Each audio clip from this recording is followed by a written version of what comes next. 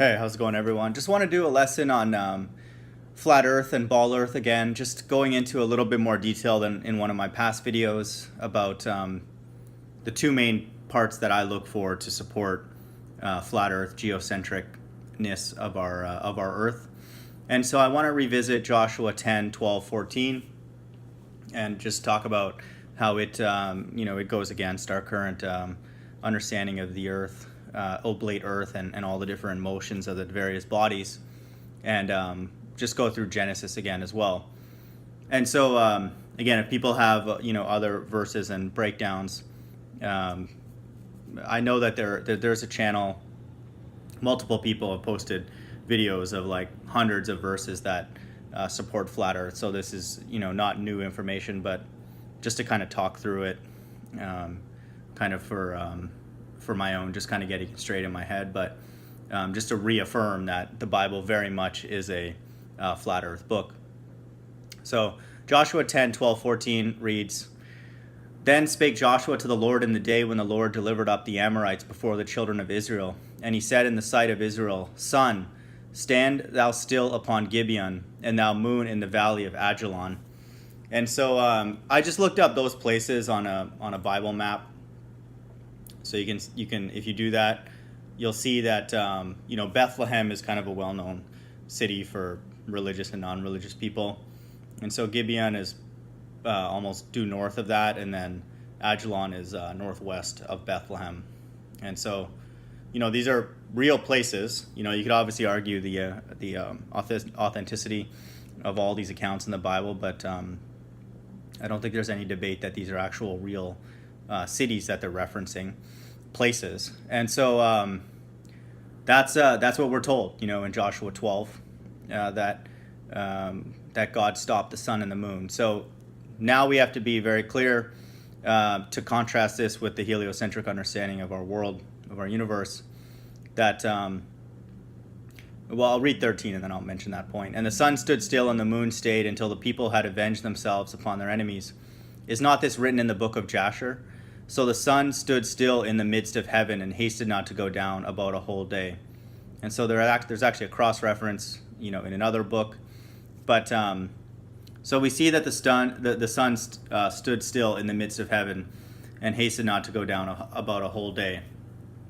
And so to me, the only way that is possible, that it would not go down for a whole day with respect to the people viewing this, in that region of the world, would obviously mean that the sun and moon would have to not be moving, but also, the earth cannot be spinning, because this would not happen, that they would create, whether you call it a real or artificial sunset, those people would be moving to a position where they would not be able to see the sun. And so, I guess there's ways you can make arguments that if this were done near a pole, you might be able to see these effects even with the earth spinning. But again, we know where this happened in biblical times, in modern day Israel. So we don't have any of those sort of edge effects to account for this. So very much the sun and the moon are fixed, as the Bible says, in the heavens. And so this also shows that the Bible has different, uses the word heaven in many different ways. And so that's the sky in this case. And so the sun and the moon are, one would think, if you read this in a fair way, that if the sun stood still and the moon stayed, that they would typically be in motion, and God stopped them temporarily, and it looks like He's only done this once in human history, and so the earth can't be moving, and so in this case, very much Earth is stationary, and the sun and the moon are moving above above the earth. And so that alone, even the shape of it and all that is sort of secondary. But we just to look at what's moving, and what is what's possible under two different understandings, is that we know in this case, this Joshua 10, 12, 14 directly speaks against the earth moving and spinning. It's just contradictory to that modern day understanding. And so, and like I said, and there was no day like that before it or after it, that the Lord hearkened unto the voice of a man, for the Lord fought for Israel. And so this was a very special thing. And I can imagine what the other people on the on the earth were thinking. They're like, like, where's the sun? Like they would have had to had a full day that was very unique for people in those surrounding areas. They would have, seen the sun for an entire day, and then people who were not exposed to the sun would have been wondering like, why is it dark all day? How come the sun has not come today? And it would be a phenomenon for them for sure. And I think, but in general, we know that people knew that that God existed, in the ancient times. Like there was not a mystery. Now it's a mystery. We have atheists all over the place and people who think, the Big Bang is plausible and stuff, which is laughable at this point. But, we're living in a very, very different time. In that time, not just this, miracles and all these different things, I suspect were much more frequent. And, in many ways they kind of had to be because, now with, and I'm not saying our medical system is righteous in any way. Obviously, if you know my channel, you know that I teach that it's deeply, deeply satanic, just rooted in finances, and essentially profiting off of people's sicknesses and illness, and then pumping them with drugs to kind of maybe temporarily make things better, but to ultimately keep them dependent on the system. But in those days, one would think that they obviously didn't have the kind of technology and ways to, deal with, sicknesses or just like broken bones and all that kind of stuff, painkillers and all that. I'm sure they had some understanding, and God didn't leave them completely hanging, but there would be a need, in my opinion, for God to intervene on a much more daily basis, because there were less structures in place to deal with these kind of, pain, and those kind of things. And so, but this to me again is just another example of how God is interacting directly with the entire earth, but in this case specifically, fighting on behalf of the children of Israel. And so, there's no way you can kind of manipulate these few verses into fitting into a spinning ball. It doesn't even matter what the shape is, whether it's a sphere or an oblate spheroid. It's not. It doesn't matter. It's not spinning. In this verse, it speaks directly against that. There's just no way that you can have, the sun and the moon standing still and not setting, and then also have the earth spinning beneath it. That's just impossible. It would go against the verse that says, "So the sun stood still in the midst of heaven and hasted not to go down about a whole day." So the Bible would be inaccurate, really. And so that's where again, I just want to keep kind of putting the cards on the table that the Bible very much you could again debate the shape to some extent, but you cannot debate that the Bible goes against the earth spinning, which is foundational to the modern day understanding of our universe. And so one of them got to go, for lack of a better phrase, to put it informally. One of the understandings are incorrect, and I think that there is going to be a sort of judgment. The truth will come out very, very soon, and I've mentioned that in other videos that for me, the litmus test is going to be the mark of the beast, because it is to me impossible that the mark of the beast will happen. But the Bible is wrong about the shape of the earth. To me, that's impossible. But and people who think that and take it are taking a big risk, a big gamble on the Bible somehow magically predicting this mark of the beast prophecy, but getting the shape of the earth wrong. To me, that's a pretty big gamble that I hope people consider deeply. That is not the case. It is, if it is correct about the mark of the beast and it's implemented exactly the way it's prophesied in the book of Revelation, the earth is flat. I mean, just there's no other way to say it. That's just to me a natural consequence of the Bible being correct about a very, very big and important prophecy in the end times affecting all people. It wouldn't have just got that right by coincidence. So Joshua, again, like I said, speaks of the earth not spinning, for sure. And so now I'm going to go to Genesis. And so reading Genesis, this is like literally the first few words out of God's mouth. So if God's spewing out trash in his first few words, then what makes us think that he's going to, start telling the truth later on? It's like if the first 15 verses in the Bible are garbage and God just saying a bunch of things that are confusing and cannot be taken literally or cannot be understood to understand, what's around us, it's so symbolic that, it's useless.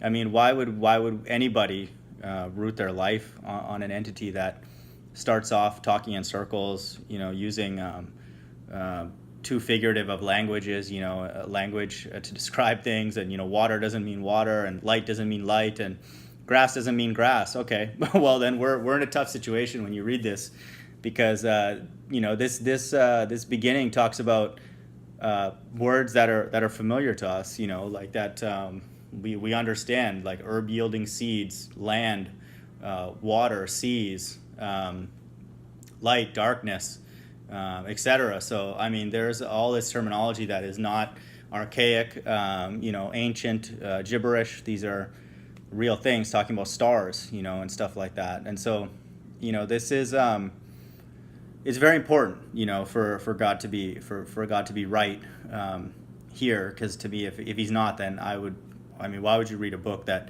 the first page says 1 + 1 is 8? You wouldn't proceed if you have common sense. And so here, the most important thing that I wanted to highlight here is that so God said in 14, and God said, "Let there be lights in the firmament of the heaven to divide the day from the night, and let them be for signs and for seasons and for days and years. And let them be for lights in the firmament of the heaven to give light upon the earth."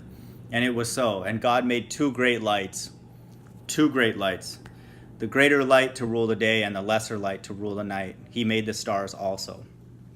And so this is very important. He did not say he made one light that illuminates the other one, and that's just like a reflective entity, benefiting from the first light. There is no notion of that. It's two, and highlighted, in my opinion, great lights. So they're big, like they're substantial, and they're independent. We have no reason to read this verse 16 and think that again it's one light, that's doing the work for the other one to illuminate it.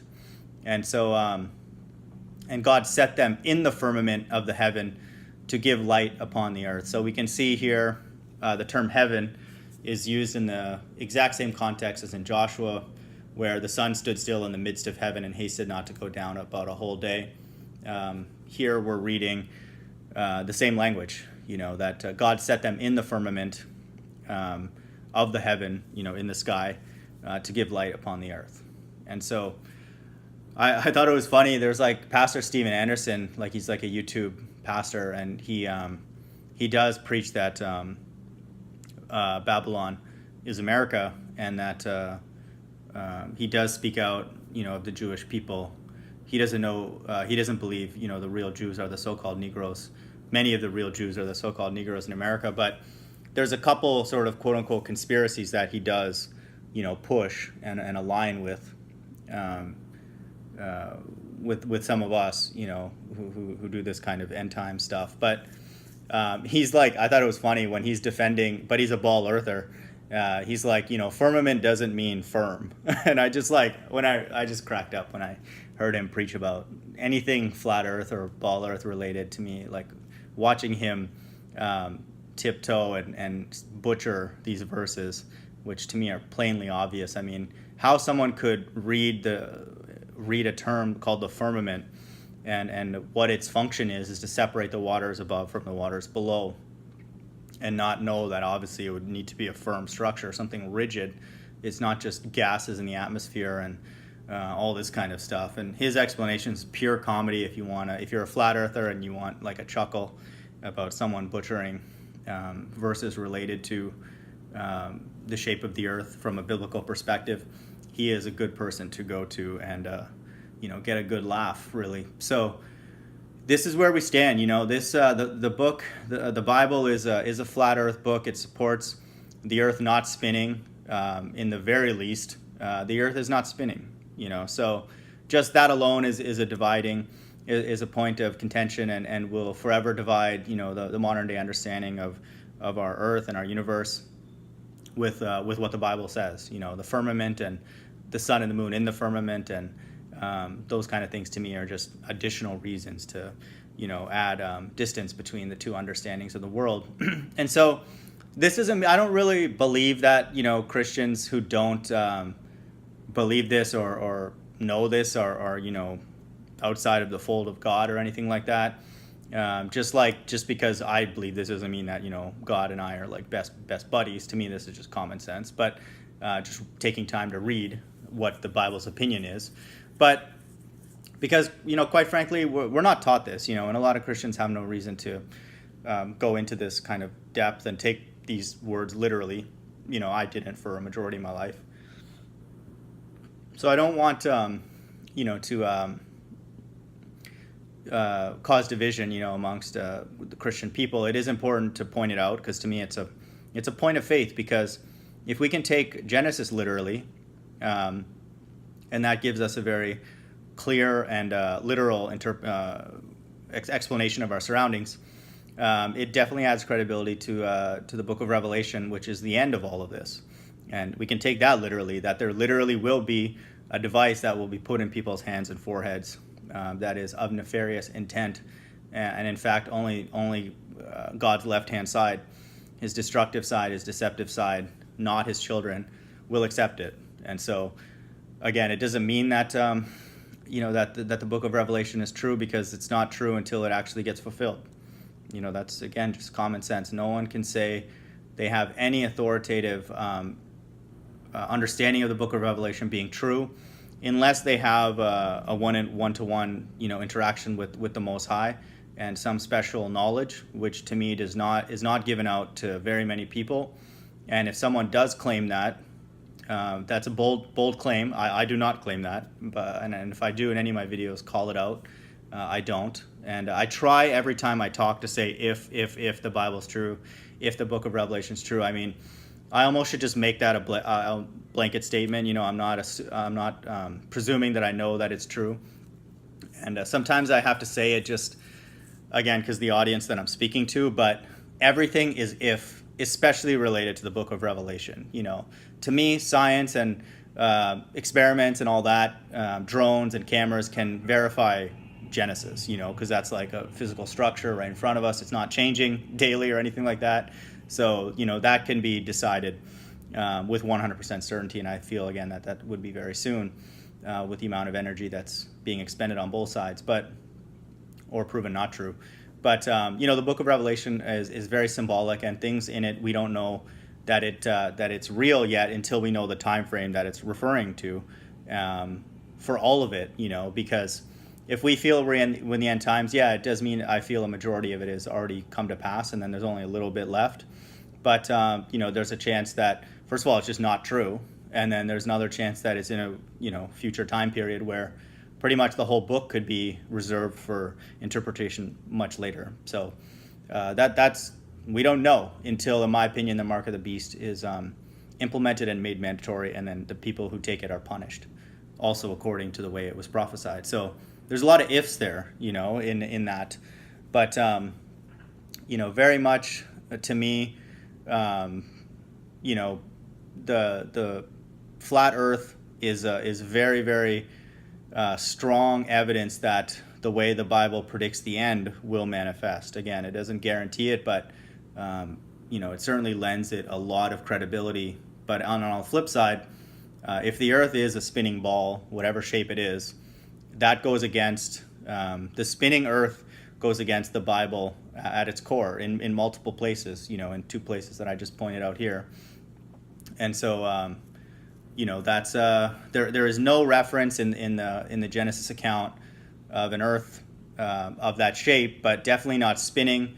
flying through the universe, or there's nothing like that, And one would think if God's going to take the time to describe, what he made, that's a pretty important, feature. Like, I'm going to allow it to spin. I'm going to allow it to move through the universe, and it won't be obstructed, and all that kind of stuff. And, that would be a pretty important, detail, because he's going into a lot of other kind of very specific things. And so, that spinning thing, ball, oblate, whatever, is non-existent in the Bible. I challenge anyone to look at it for themselves, and really come to grips with the fact that the Bible supports a non-moving Earth with a sun and a moon, quote unquote, doing all the work, rotating, spinning above us. And so, there, like I said in my last video related to this, there's a lot on the table, because if the ball Earth spinning ends up being true, Christianity's gone overnight. And then, in my opinion, Islam and Judaism also have to be thrown out, because in the very least they share the book of Genesis, that understanding of creation. They have that in common. And so the book of Joshua, to me, again, is consistent with all that. So in my opinion, you would have to throw out definitely the entire Bible, all of Christianity, and then very, very fundamental aspects of those other two religions should also be called into question. And in my opinion, there would be a lot of ammo to attack them and to end those religions overnight as well. So, like I said, I think in the next year or two, maybe sooner than that, who knows, with the way things are going, the economy's tanking, we could have this this debate ended by a higher power. And so I hope everyone's doing well. Take care. Bye.